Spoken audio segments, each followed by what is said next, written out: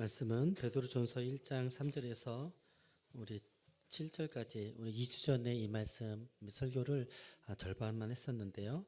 오늘 이어서 계속해서 말씀을 나누도록 하겠습니다. 그 주보에 여러분들 그 설교의 안을 좀 정리를 해놨습니다. 기억하시는 분들도 있고 그렇지 못한 분들도 있을 것 같아서 조금 더 자세하게 해놨습니다. 여러분들 함께 참고하시면서 설교를 보시면 좋겠습니다. 지지난주에 우리는 예수님을 믿지만 세상 사람들이 일반 사람들이 결핍을 경험하는 공허나 결핍이나 불안이나 시련이나 누가 나를 인정해 주지 않는 무시의 일들 가운데 참 어려움을 삶 속에서 어려움을 당하는 일들이 있는데 그게 그리스도인들이라고 그게 정말로 요즘 나는 해결된 상태로 살아가고 있느냐라고 물어볼 때에 상당히 많이 그래 나는 예수 믿은 지 오늘 일부 예배를 드리는데 우리 권사님 예수 믿으신 지 50년이 됐지만 전 30년이 좀 넘었더라고요. 예수 믿은 지 뭐 어떤 분은 50년, 60년, 70년 뭐 2년 2년 이게 예수 믿은 지 연수가 어떤 사람은 굉장히 오래되고 어떤 사람은 이제 시작한 사람들이 있지만 우리가 하나님의 구원을 받은 백성으로서 이 땅을 살아갈 때 놀라운 구원이라는 은혜를 받았지만 이런 것들이 내 안에서 정말 해결됐느냐. 그래서 신앙생활을 세상 사람들은 일반적인 사람들은 추상적이다라고 하는데 성경은 신앙을 추상적이라고 하지 않고 굉장히 구체적인 같이 한번 따라합시다. 굉장히 구체적인 영적인 실체입니다. 되게 이 말이 어폐가 있죠. 영적인 실체래. 우리가 구체적이고 실존적이라고 이야기할 때는 그게 뭐여야 돼요? 눈에 보여야 돼요. 그런데 영적인 실체래요. 영적이라고 하는 신앙이 영적이라고 하는 말 자체가 눈에 보이지 않는 거예요. 그런데 하나님을 믿지 않는 사람들한테는 눈에 보이지 않는 게 없는 거지만 하나님을 믿는 사람들한테는 영적이다라고 하는 것은 손에 잡히는 이 볼펜처럼 눈에 보이고 손에 잡히는 이 물질처럼 영적인 실체들도 사실은 너무나 선명하고 분명한 것인데 이 땅 가운데 구원을 받았고 하나님을 믿는 사람들이다라고 하는 인생을 살면서 때로는 그래 그것이 하늘로부터 오는 하나님의 은혜고 영적인 축복이지라고 하는 말들이 보통 어떻게 쓰이냐면 그래 지금 조금 힘들지만 해결되지 않지만 우리가 지금 완전한 세상을 사는 건 아니잖아. 죽어서 천국에 가는 거지. 라고 하면서 그때가 되면 이런 모든 것들이 해결될 것이다라고 이야기하는 것들이 있습니다. 그래서 제가 하나복의 제자 훈련을 하고 우리 교회에서 풍성한 삶의 초청기를 하고 하면서 하나님 나라의 복음에 관해서 설명을 할 때 자주 쓰는 그림이 있습니다. 한번 보여주시겠어요? 첫 번째 그림은 잘 보이시나요? 잘 보이시나요? 이게 구원파식 복음 이해라고 써놨는데 우리가 과거에 예수를 믿는다는 걸 이렇게 설명했습니다. 저 앞에 이 세상, 우리가 지금 살고 있는 세상에 십자가가 있죠. 예수님이 2000년 전에 오셨습니다. 그래서 복음이 시작이 된 것이고요. 2000년 전에부터 믿은 건 아니잖아요. 각 사람마다 예수 믿은 지 수십 년이 돼가는 상황들을 얘기하는 겁니다. 그런데 예수 믿는 것의 결과가 뭐냐라고 할 때 많은 사람들이 천국에 가는 거지라고 이야기하죠. 그러니까 이 세상에 있을 때 좀 불편해도 상관이 없어라고 이야기합니다. 그리고 우리가 구원받아서 천국에 갈 때 비로소 완전해지는 거잖아 라고 하면서 이 땅에 사는 불편함들을 그래 수긍할 수 있지 그래 이렇게 생각합니다. 그것까지는 괜찮아요. 그런데 예전에 우리가 그 예수 믿으면 구원받아, 예수 믿으면 천국 가라고 하는 말을 도표를 그리면 이렇게 있는 건데요. 이 세상의 끝이, 이 끝은 두 가지 끝이 있는데, 하나는 개인적인 종말, 그 사람이 죽었을 때, 아니면 완벽한 재림, 예수님의 첫 번째 초림이 있고 이 세상의 마지막 날 재림이 오는 그때를 얘기하는 겁니다. 천국은 언제 가냐면 내가 죽어서 가거나 완전한 재림이 있을 때에, 종말이 있을 때 우리가 천국에 들어가라는 것을 예수 믿는 거라고 그렇게 배웠습니다. 그러니 예수 믿고 나서 천국에 갈 때까지 우리는 몇십 년을 살아요? 수십 년을 삽니다. 저는 예수 믿은 지 37년이 됐어요. 권사님은 50년이 넘으셨대요. 이게 누구지? 경호 형제는 모태신앙이신가? 그러면 50년이 넘으셨네. 예수 믿은 지 초등학교 때, 중학교 때 믿으셨나? 이런 시간들이 있잖아요. 우리의 인생 가운데 전인격적으로 하나님을 믿는 건 중요한 일이고 감사한 일이 있죠. 근데 그러고 나서 수십 년이 지나는 시간 가운데 예전에 한국교회에서 가르쳤던 대로 믿으면, 그래 예수 나는 구원 받았으니까, 뭐예요? 과거형이에요. 구원 받았으니까 천국에 갈 걸 소망해. 그리고 천국에 갈 수 있지, 믿었으니까. 그 중간 단계 시간에는 어떻게 살아? 신명기에 나와 있는 하나님을 믿을 때 장수하고 자녀들이 잘 되고 이 땅에 좋은 재물들을 얻고 복을 받는 것, 하나님께서 우리에게 설명해 주신 거잖아. 그런 복을 받고 사는 것이 하나님의 복이야. 어디 안에서? 하나님 안에서. 그렇게 우리가 배웠습니다. 그런데 이 설명은 절반만 맞고 절반은 틀린 설명이라고 하는 거예요. 왜 절반이 맞고 절반이 틀린 설명이라고 이야기하냐면, 다음 그림 좀 보여주세요. 밑에 보면 이 세대, 우리가 살고 있는 세대가 있습니다. 그리고 메시아를 우리가 잘 아는 말로 바꾸면 구약에서는 메시아라고 하는데 신약에서는 그리스도라고 하죠. 예수 그리스도가, 메시아이신 예수님이 2000년 전에 오셔서 뭐가 시작이 됐냐면 오는 세대가 시작이 됩니다. 앞에 그림으로 이야기하면 이 오는 세대는 하늘나라, 하나님 나라, 천국이라고 이야기하는 거죠. 약간 다르지 않아요? 예수님께서 그 전 그림을 다시 한번 보여주세요. 그 전 그림은 천국이 내가 죽거나 세상이 종말이 됐을 때 천국이 오는 거라고 배웠는데, 하나님 나라의 복음은 성경의 원래의 천국에 대한 이해는 죽어서 가는 마지막 때가 돼야지 천국이 시작이 되는 것이 아니라, 다음 그림 보여주세요. 메시아가 오심으로 천국이 시작됐다고 얘기하는 거예요. 이 오는 세대, 천국, 하나님 나라, 하늘나라라고 하는 이 천국이 언제부터 2000년 전에, 사실은 창조 때부터 시작이 됐지만 아담과 하와로 말미암아 죄가 들어와서 인간 스스로는 구원받을 수 없게 됐죠. 그래서 제사를 허락하시고 하나님을 만날 수 있는 죄사함의 은혜를 허락하셨지만, 그것은 일시적인 죄사함이었기 때문에 완전한 죄사함은 메시아 대신 예수님이 이 땅에 오셔서 우리를 모든 죄를 용서하시고 우리를 완전한 하나님의 자녀로 회복시켜 주신 은혜가 2000년 전에 임한 것입니다. 그러면서 예수님께서 뭐라고 말씀하세요? 너희 가운데 천국이 가까웠느니라.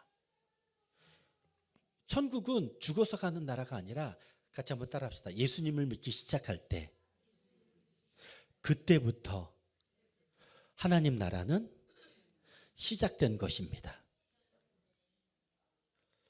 이게 성경에서 가르치는 건강한 구원의, 건강한 천국, 하나님 나라에 대한 개념이고 이해인 것이죠. 근데 이걸 왜 설명하냐면, 앞에 그림은 죽기 전까지는 천국을 경험하지 못해요. 그런데 성경에서 원래 이야기하는 구원과 천국은 예수님을 믿기 시작 때부터 하나님 나라가 내 안에 시작이 된 거예요. 그리고 그때부터 하나님과 동행하는 것이 시작되는 천국이 시작된 거라고 이야기하는 겁니다. 이게 되게 뭐라고 이야기할까요? 이렇게 이야기하면 어르신들은 충격이다라고 이야기하시는 분들도 있습니다. 아니, 천국은 죽어서 가는 건데 죽기 전에 예수 잘 믿으면 되는 거 아니냐. 그 전까지는 승진도 하고 좋은 아파트도 사고 그래 남들이 하는 거 다 내가 할 수 있는 거 아니냐 이렇게 배웠는데 그게 아니라 천국을 지금 살면서 예수님과 동행하는 것이 천국이라고 예수님께서 가르쳐 주시고 성경에서 이야기하는 것이 그런 개념이라고 이야기하는 것이 사뭇 저도 그 신학교 가서 배운 건데 이게 위험할 수도 있겠구나 라는 생각을 많이 했었습니다. 이게 왜 위험하냐면 앞에 그림 좀 보여주세요. 앞에 그림에 이 말 때문에 위험한 겁니다. 같이 한번 읽어보십시다. 시작.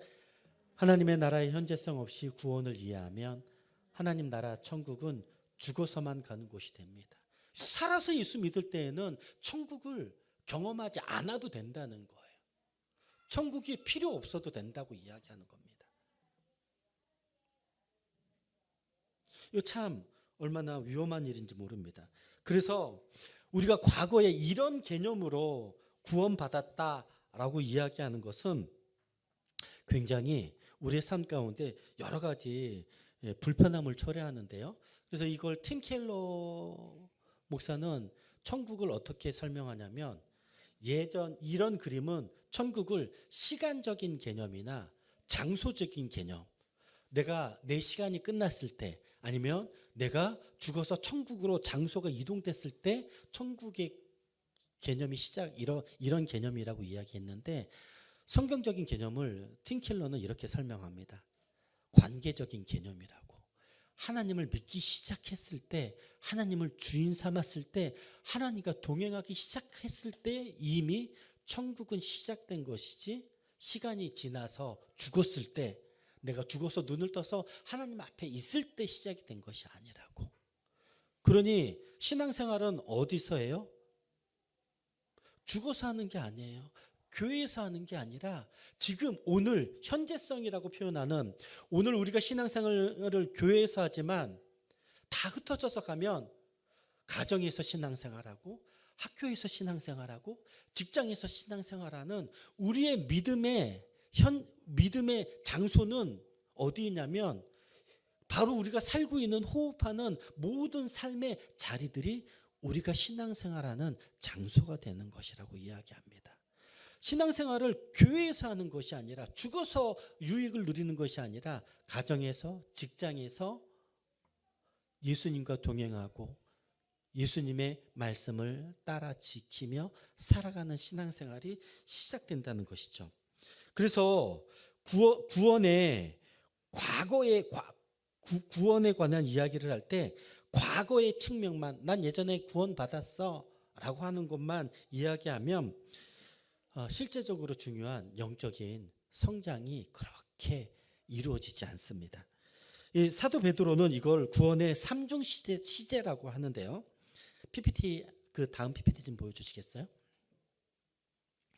구원의 삼중 시제라고 이야기합니다. 첫 번째는 우리는 과거에 구원을 받았다. 그렇지 않았습니까? 다들 1년 전, 2년 전, 50년 전에 우리는 예수님을 전인격적으로 영접한 과거에 구원을 받은 사람들입니다. 그래서 우리는 우리의 구원이 과거에부터 시작이 됐다라고 이야기하죠. 이게 어디 나와 있냐면 1장 3절 말씀을 한번 보도록 하겠습니다. 같이 한번 읽어볼까요? 시작. 우리 주 예수 그리스도의 아버지 하나님을 찬송하리로다. 그의 많으신 긍휼대로 예수 그리스도를 죽은 자 가운데서 부활하게 하심으로 말미암아 우리를 거듭나게 하사 예수 그리스도의 십자가와 예수 그리스도의 부활로 말미암아 우리에게 하나님 나라를 허락하셨고 그 십자가와를 부활을 믿음으로 우리는 몇 년 전에 수십 년 전에 우리는 구원을 받았다라고 하는 과거에 구원을 받은 일이 시작이 됐습니다. 그런데 구원을 받았다라고 하는 것에서 사도 베드로는 여기서 끝나지 않고 다시 한번 위에 PPT 좀 보여주세요.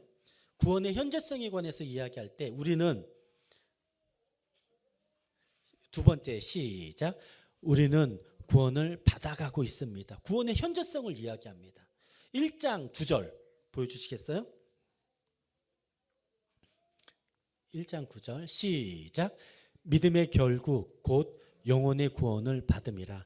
믿음으로 말미암아 우리는 영혼의 구원을 지금 원문을 해석하면 영혼의 구원을 받은 것처럼 보이지만 영혼의 구원을 지금 받고 있습니다라고 하는 현재성을 얘기하는 겁니다. 원문의 뜻은.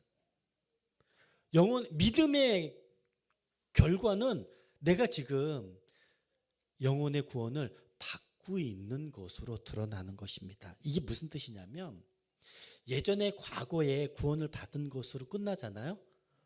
죽을 때까지 아무 일도 안 해도 됩니다. 왜냐하면 죽어서 천국에 가면 되니까. 근데 베드로는 그렇게 이야기하고 있지 않습니다. 과거의 구원을 받기 시작한 것은 훌륭한 일입니다. 그런데 우리의 믿음은 지금도 우리는 영혼의 구원함을 받고 있는 상태라고 이야기하는 거예요. 근데 이게 무슨 뜻이냐면 한결이가 몇 년 전에 태어났지? 한 15년 전에. 쟤는 예전에 태어났어요. 근데 지금 뭐예요? 그때는 한 50cm 정도로 태어나지 않았어요? 지금 몇 cm니?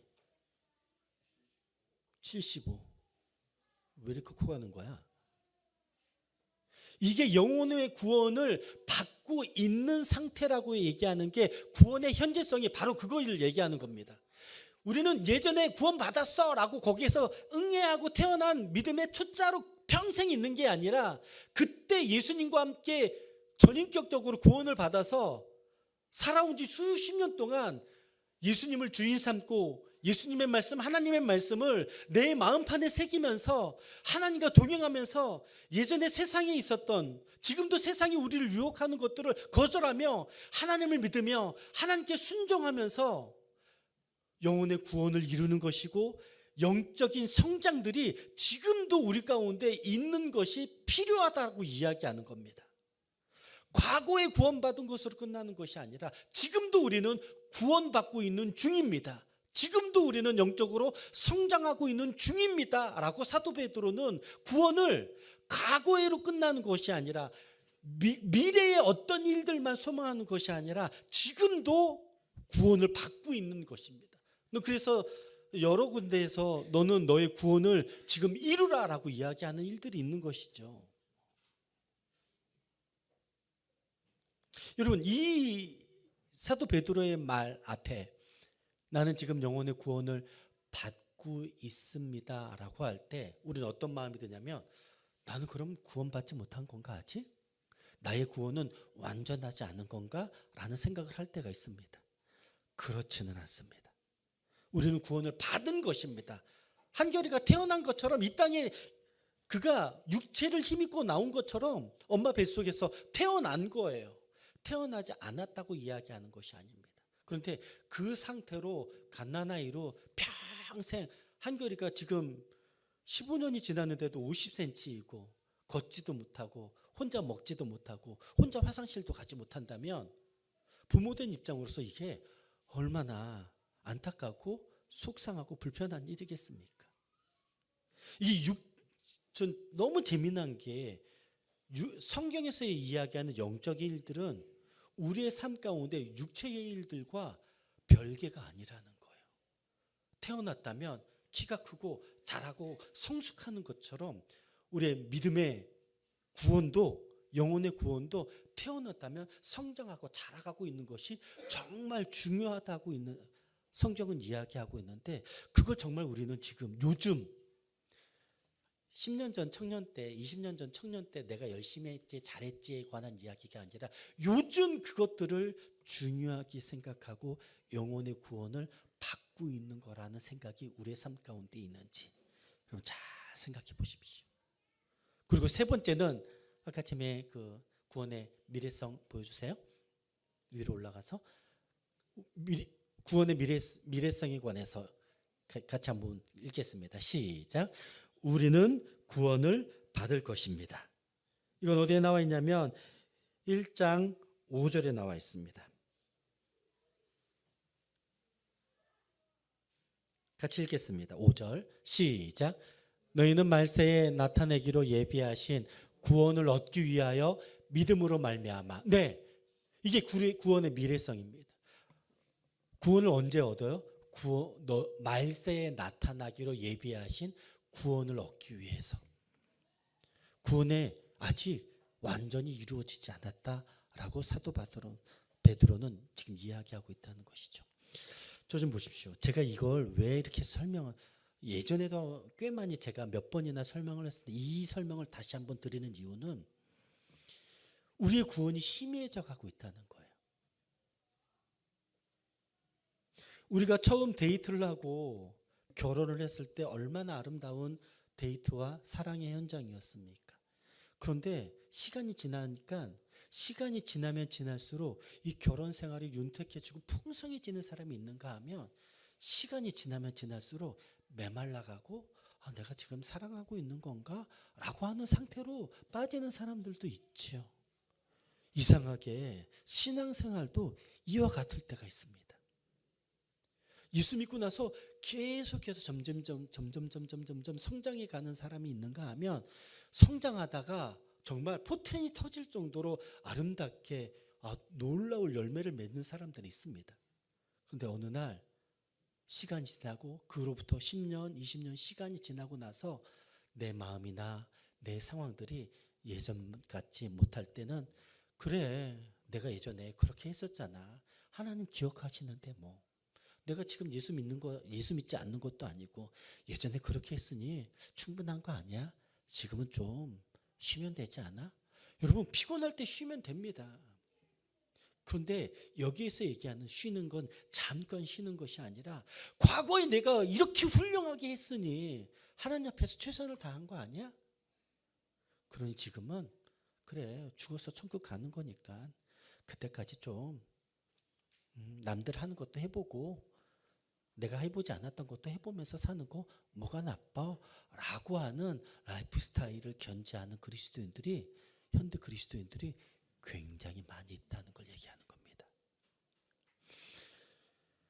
첫 번째 그림과 두 번째 그림의 차이는 첫 번째 그림이 잘못된 50%만 맞는 구원의 세계관이라면 두 번째 그림은 구원의 과거성, 구원의 현재성, 구원의 미래성에 관한 이야기는 사도 베드로가 초대교회 성도들에게 썼던 초대교회 성도들은 구원을 이렇게 구원의 삼중 시제로 이해하고 있었다는 거예요.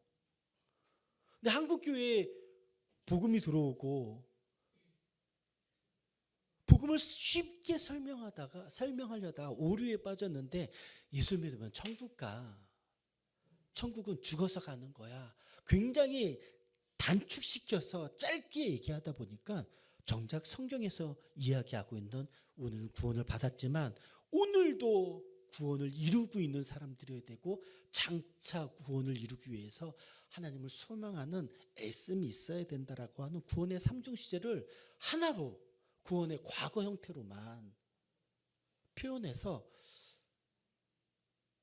오늘이라고 하는 믿음의 현재성을 싹 빼버린 안타까운 일들이 생겼습니다. 그러니 지난주에 이야기했던 내 삶은 예수 믿었는데 왜 공허하지? 내 삶은 예수 믿었는데 왜 결핍이 있지? 내 삶은 왜 예수 믿었는데 불안하고 시련이 있고 내 삶에 왜 만족함이 없지? 라고 하는 세상 사람들이 하나님 없는 사람들이 걱정하는 그 걱정이 예수 믿는 사람들에게도 하나님으로 말미암아 하나님의 구원은 영혼 구원뿐만 아니라 영혼과 정서와 육체 전 인격을 구원받는 하나님의 구원이라고 성경은 이야기하고 있는데 왜 죽어서 천국에 가는 영혼의 구원만 이야기하고 세상 사람들하고 별반 다르지 않는 결핍이 내 삶 가운데 있는 것을 이걸 왜 우리가 끝까지 끌어안고 살아야 되는 건가? 그래서 신앙생활을 많은 사람들이 추상적이라고 이야기하는데 성경은 신앙생활을 추상적이라고 이야기하지 않고 너무나 실제적이라고 이야기하는 것이죠. 왜 이런 일들이 실제적인 것인지 한번 보도록 하겠습니다. 여러분 주보에 보면 5가지 의문에 관해서 설명을 합니다. 첫 번째, 그 3번에 지금 3번을 설명하는 건데요. 첫 번째, 공허에서 산 소망으로 이야기합니다. 이건 3절에 나와 있는데요. 다시 한번 3절 읽어보도록 하겠습니다. 3절 시작. 우리 주 예수 그리스도로 아버지 하나님을 찬송하리로다. 그의 많으신 궁일대로 예수 그리스도를 죽은 자 가운데서 부활하게 하심으로 말미암아 우리를 거듭나게 하사, 여기 우리를 구원하게 하셨을 뿐만 아니라 그 뒤에 다 같이 산소망 시작. 산소망이 있게 하시며, 우리를 십자가와 부활로 말미암아 우리를 구원하신, 거듭나게 하신, 우리를 구원하신 하나님이 있는데, 하나님께서 우리에게 주신 것은 산소망이라고 이야기합니다. 여러분 세상 사람들도 소망이 있습니다. 초등학교 다닐 땐, 학생 때는 소망이 있는데 100점이에요. 부모님들이 그래 100점 맞았으면 좋겠어 라고 하는 이야기들을 하니까 그래 칭찬도 받고 용돈도 받고 얼마나 좋아. 그래서 아이들이 다 100점 받으려고 애쓰고 노력하죠. 그러다가 어느 날 100점 맞으면 집안에서 난리가 나죠. 근데 그러다가 대학을 가면 어때요? 거기까지 끝이에요. 더 이상 100점짜리는 없어요. 좋은 직장에 관한 소망을 품게 됩니다. 대기업에 가는 걸 품게 되죠. 대기업에 가지 못하면 내 인생 좀 찌그러진 것 같고, 대기업에 간 친구들 보면 와 인생 성공한 것 같고, 저 친구 참 행복하겠다라는 말들을 하죠. 네, 직장생활 해보십시오. 아무리 대기업에 가도 뭐예요? 천국일 줄 알았는데 거기에서 너무나 치열한, 정말 전쟁과 같은 회사 생활이 시작된 것 아닙니까? 초등학교 때 몰랐던 일들, 대학교 때 몰랐던 일들, 그렇게 소망하면서 대기업을 가고 싶었는데 정작 대기업에 와도 이게 내 삶이 만족되지 않다라는 것을 너무나 실제적으로 경험하게 되죠. 그래서 어떤 사람들은 뭘 꿈꿔요? 결혼을 구원으로 꿈꿉니다. 그래, 직장 생활하는 거 뭐 있어? 사랑하는 사람을 만나서 가정을 이룰 때 내 삶이 정말 아름다워지지 않겠어? 그래서 데이트를 하고 사랑하는 사람들 영혼을 생각하며 결혼을 하죠. 대한민국 사람들 굉장히 많이 이혼하는 거 아시죠? 옛날에 유럽이나 미국 사람들이 이혼하는 것들이 뭐 저렇게까지 해라고 했는데 그런 일들이 요즘은 일상이에요. 그래서 뭐 요즘 그 TV 프로그램 보면 이렇게 결혼했다 돌아온 분들이 같이 데이트하는 것도 참 많이 있죠. 그리고 예전에 그렇게 얘기하는 걸 좀 부끄럽게 했는데 요즘은 그게 뭐 부끄러워. 그냥 나의 행복을 위해서, 나의 안전을 위해서 이혼할 수 있는 거 아니야? 그런 이야기들도 많이 하고, 저는 필요하다면 이혼할 수 있다고 봅니다. 근데 중요한 것은 학교 다닐 때 100점, 대기업, 결혼, 이 순차적으로 또 아파트, 좋은 차들, 우리가 많은 것들을 소망하며 사는데 그 소망들이 다 뭐예요? 유효기간들이 있더라니까. 그래서 그것들을 산 소망과 비교한다면 이 땅에 유효기간이 있는, 가치가 희석되어 버리는 세상에서는 죽은 소망이 아닌가 하는 생각을 하게 됩니다. 여러분 우리의 삶 가운데 예수 그리스도의 십자가 부활로 구원 얻은 우리들에게는 하나님께서 우리에게 허락하시는 놀라운 산소망들이 있다는 것을 잊지 마십시오. 이 산소망은 과거에 구원받고 오늘도 구원받고 장래에 장차 구원을 받을 것인데, 하나님 앞에 나아가 하나님을, 지금은 우리가 하나님을 눈으로 보는 것 같지 않지만 그 나라에 가면 하나님의 영광을 맛보게 되는 것이고, 그리고 또 제가 요즘 참 많이 감사한 것 중에 하나는, 우리 제자 훈련을 하면서 요즘 주기도문도 하고 여러 가지 영성 수련에 관한 것들도 요즘 제가 계속 이야기하고 있는데, 제가 영성 수련하면서 어떻게 표현하냐면 이 영성 수련을 없는데 너무나 선명하게 있는 것들을 경험하는 기도의 시간들이라고 제가 이야기합니다. 여러분 내년에는 좀 그런 주기도문도 그렇고 뭐 렉시오 디비나나 같은 영성 수련을 하면서 하나님 앞에서 그런 산소망을 죽어서 가는 것이 아니라 살아서 누릴 수 있는 것들을 함께 경험할 수 있길 소망합니다. 그래서 하나님께서 우리에게 주시는 세상은 기한에 있는 죽어버린 소망에 관해서 이야기하지만 하나님은 우리에게 놀라운 산소망에 관해서 이야기하고, 두 번째는 결핍에서 영원한 유산으로.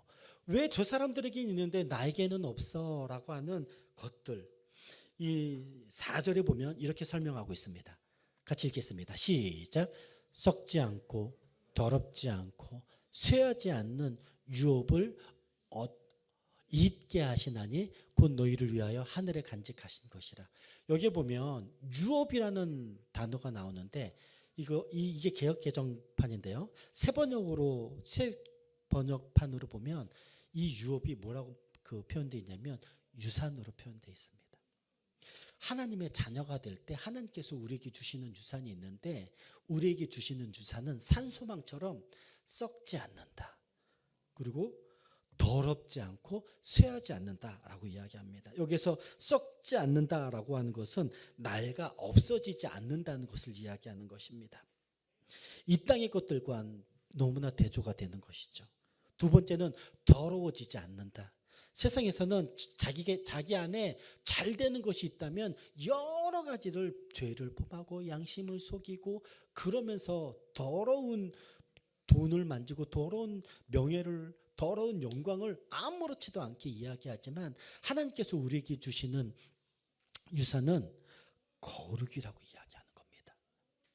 하나님 앞에서 죄가 침범당하지 않고 하나님의 자녀가 된 우리들이 하나님이 우리를 사랑하시는 것처럼 하나님 말씀 안에서 이 깨어진 세상에 살지만 깨어진 세상의 방식에 영향을 받지 않기로 결정한 것이죠. 그리고 쇠하지 않는데 영원히 무너지지 않는, 없어지지 않는 유산을 받게 되는 일들이 우리에게 있어지게 되는데, 이것을 위해서 하나님이 우리에게 이 모든 유산을 하늘에 고이 간직하고 계시고, 저는 너무나 재미있는 게, 그럼 죽어서 받는 것이 아니냐? 맞아요, 죽어서 받습니다. 그런데 오늘 우리도 그 유산을 지금 누리고 있다는 것이 정말로 중요하다는 것입니다. 왜요?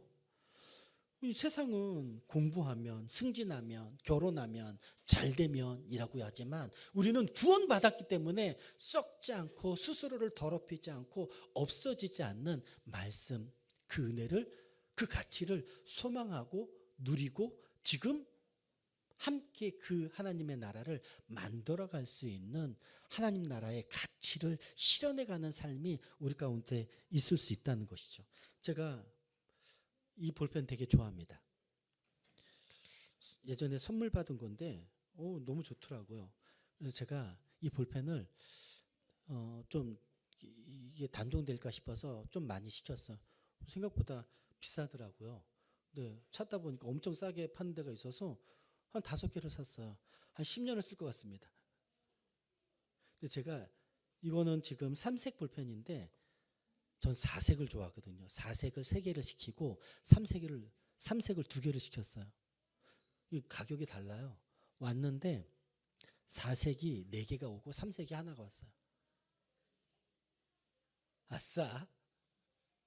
아싸!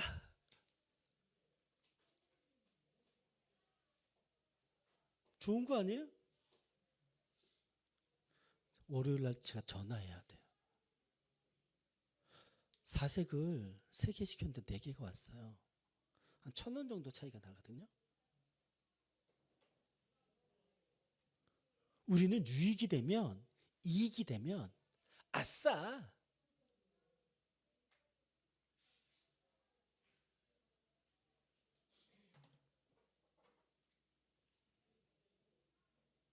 우리는 유산을 받은 사람들이에요. 썩지 않고 더럽히지 않고 쇠하지 않는 하나님 나라 유산을 받은 사람인데 볼펜 하나 때문에 아싸 하고 있는 거예요. 작으니까 얘기하기 쉽죠. 돈이 100만 원이라고 생각해 보십시오. 이것도 작나요? 1,000만 원이라고 생각해 보십시오. 거래를 했는데 천만 원이 더 들어왔어. 근데 저 사람은 몰라. 저 사람이 실수한 걸 몰라. 속도 형제. 천만 원이 더 들어왔어. 양심에 화인 맞은 거 아니야?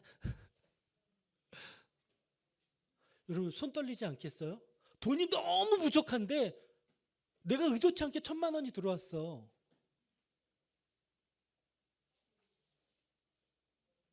내가 돈을 보내야 될 사람인데 실수로 천만 원을 더 보냈어. 근데 저 사람이 내가 실수로 보낸 걸 알고 있는데 저 사람이 나한테 연락을 안 해. 여러분 어떠실 것 같습니까? 세상은 속고 속이고 자기의 유익이 되면 이렇게 저렇게 다 할 수 있죠. 근데 알고 봤더니 저 사람이 장노야. 돈을 더 받았는데 저 사람은 모르고 있는데 내가 장노야. 여러분 아무도 안 보니까 아무도 모르니까 괜찮아 라고 이야기하는데 같이 한번 따라합시다. 우리의 신앙생활은 구원의 현재성이 있는 겁니다. 그래서 신앙생활할 때 하나님 나라의 복음으로 신앙생활하는 게 중요한 게 오늘 나의 선택, 나의 기준, 내가 말하고 내가 행동하고 내가 선택하는 것이 나의 구원을 이루어가고 있는 것이다라고 이야기하는 사도 베드로의 이 구원의 삼중시제가 우리의 신앙을 더 선명하게 믿고 행동하고 우리의 가치를 세상에 영향을 받지 않고 살아갈 수 있는 굉장히 중요한 기준이 될 수 있겠다라고 베드로 전서를 보면서 참 많이 보게 됩니다. 세 번째는 불안입니다. 불안에서 한결같은 보호로 5절 한번 보여주시겠어요? 같이 한번 읽읍시다. 시작. 너희는 말세에 나타나기로 예비하신 구원을 얻기 위하여 믿음으로 말미암아 하나님의 능력으로 보호하심을 받았느니라. 우리는 보호를 받는데요. 누구의 보호를 받아요? 하나님의 능력으로 보호받는데요. 그런 거 있잖아요. 뭐 정치판에서는 내 뒷배가 누구다. 사업하는 사람들한테는 내 뒷배가 누구다. 이 파트너들이 굉장히 중요하고 나를 도와주는 사람들이 굉장히 중요하잖아요. 우리 가정에서 가장 큰 뒷배는 누구예요? 엄마 아빠잖아요. 지난주에 부모 세미나 하는데 너무 재밌던데요. 이렇게 열띠게 질문을 할 줄 몰랐네. 왜 이렇게 치열하게 살아요? 불안함이 있어서 그래요. 내 자녀가 저렇게 행동하면 인생 좀 꺾어질 텐데. 나는 경험해서 알잖아. 그렇지 않아요? 그러니까 자녀들이 저렇게 말하고 행동하는 모습을 보면 안타까움이 있고 불안한 마음이 있어서 그러면 안 된다, 그러면 안 된다 하다 보니까 어떻게까지 돼요? 마치 사랑은 없이 몽둥이만 든 사람들처럼 그렇게 자기도 모르게 행동할 때가 있는 것들을 강의를 들으면서 질의응답을 하면서 그런 것들을 조금 우리의 모습들을 조금 좀 선명하게 볼 수 있는 시간이 된 것 같습니다. 그리고 나서 가정교회에서 나누는 것들 또 마음으로 드리는 예배에 오늘 제가 좀 선별해서 올렸는데 여러 가지 마음의 찔림이나 마음에 돌아보는 일들이 있었던 것 같아요. 여러분들 기억하십시오. 같이 한번 따라합시다.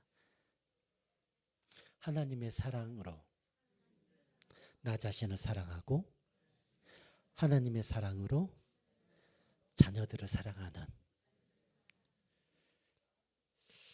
하나님의 그 사랑과 그 태도로 하나님이 나를 대하셨다면 내 아내와 내 남편과 내 자녀들을 몽둥이로 대하는 것이 아니라 하나님의 태도와 하나님을 사랑으로 그렇게 대하는 일들이 필요하지 않겠습니까?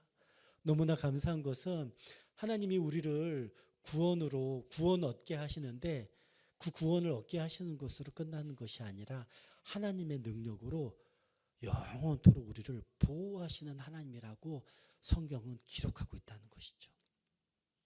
그래서 우리가 코로나가 생겼을 때 모여서 예배하지 못하고 질병으로 죽음에 여러분 굉장히 많은 사람들이 죽지 않았습니까? 모여서 예배하지도 못하고 기도하지도 못할 때 흩어져서 유튜브로 우리가 함께 예배하고 그런 일들이 있었는데 제가 사역하면서 성도들에게 그 성찬을 매월 했었는데 모여서 성찬을 할 수 없으니까 제가 집에 가서 성찬 빵하고 포도주스하고 해서 제가 갖다 놓고 거리를 떨어 놓고 기도해주고 안부를 묻고 그런 일들 참 많지 않았습니까? 함께 모이지 못하는 불안함이 있습니다. 저는 그때 당시가 한국교회에 굉장히 큰 불안을 경험했던 때라고 생각합니다. 이러다가 더 이상은 모여서 예배하지 않아도 되는 교회로 전락할 수도 있겠다.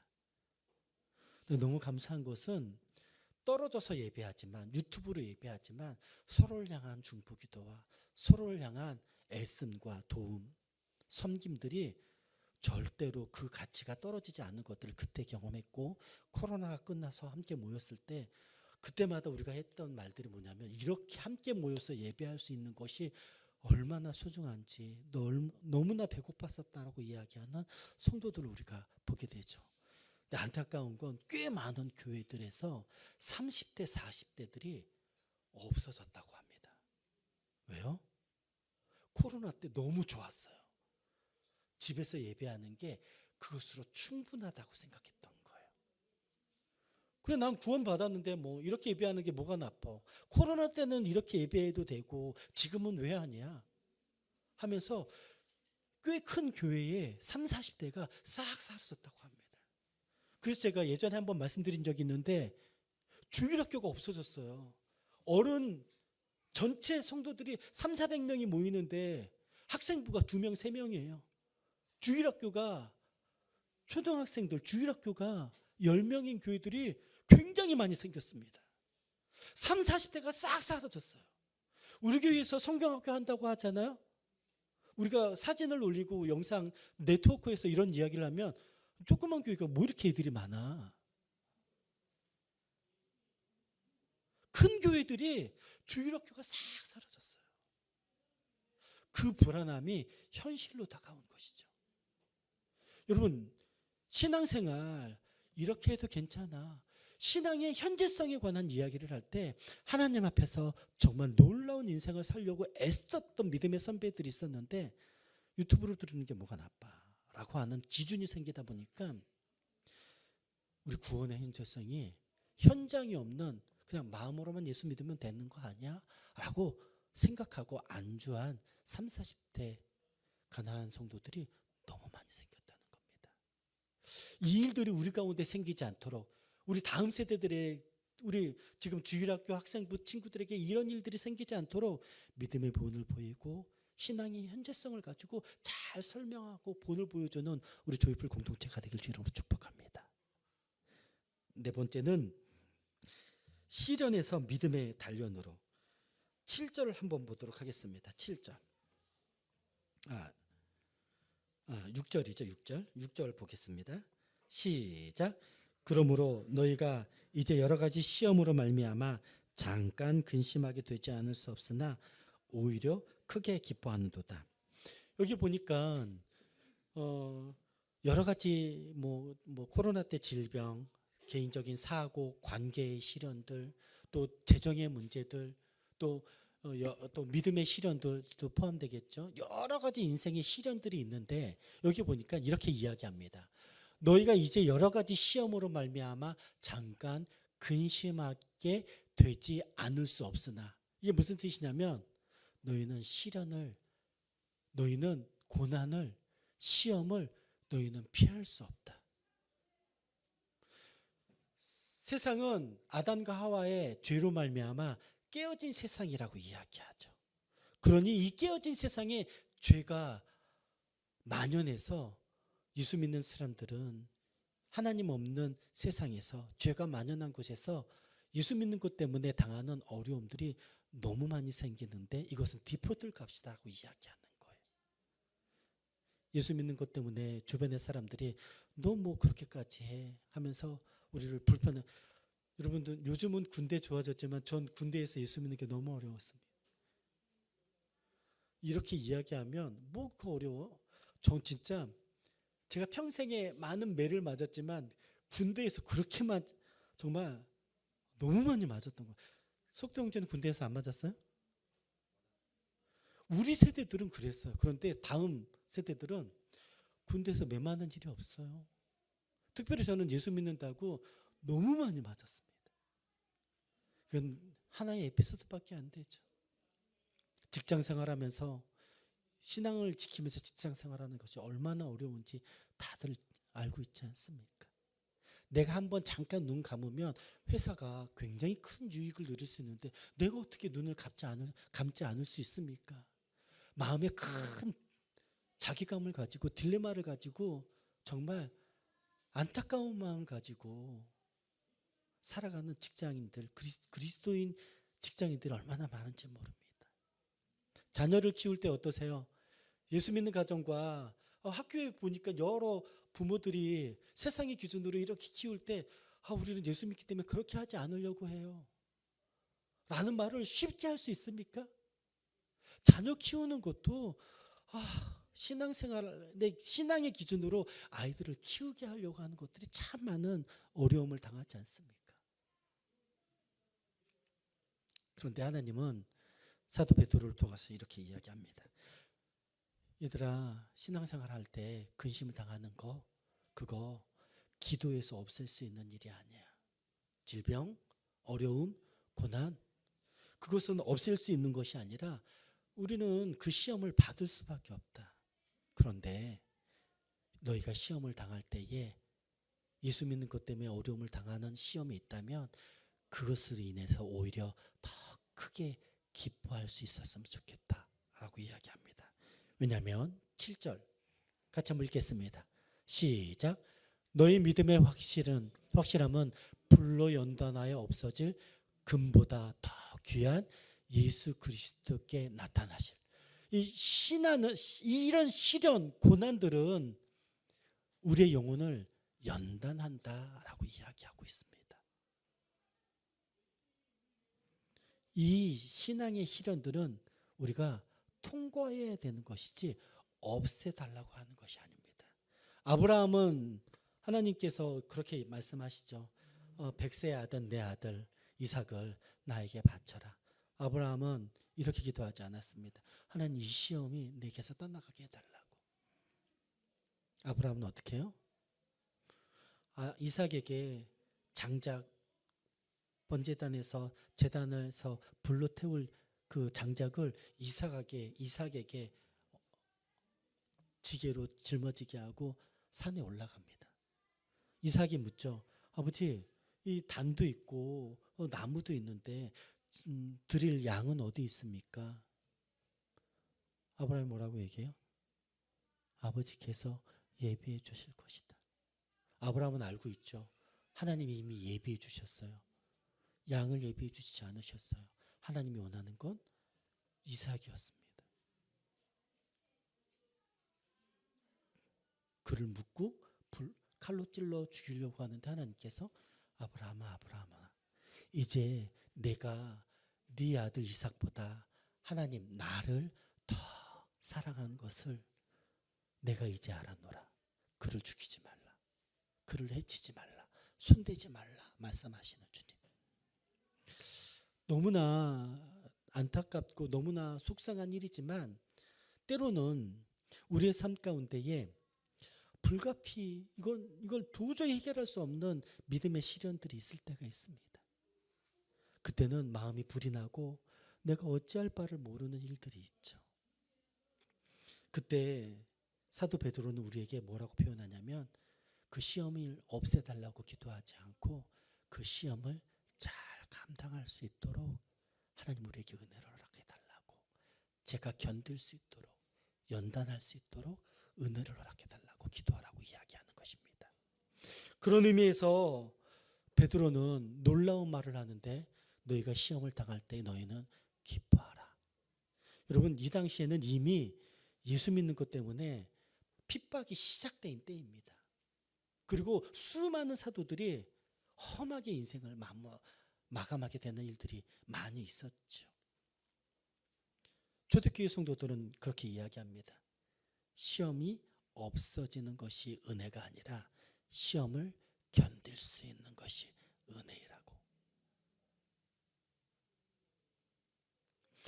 제가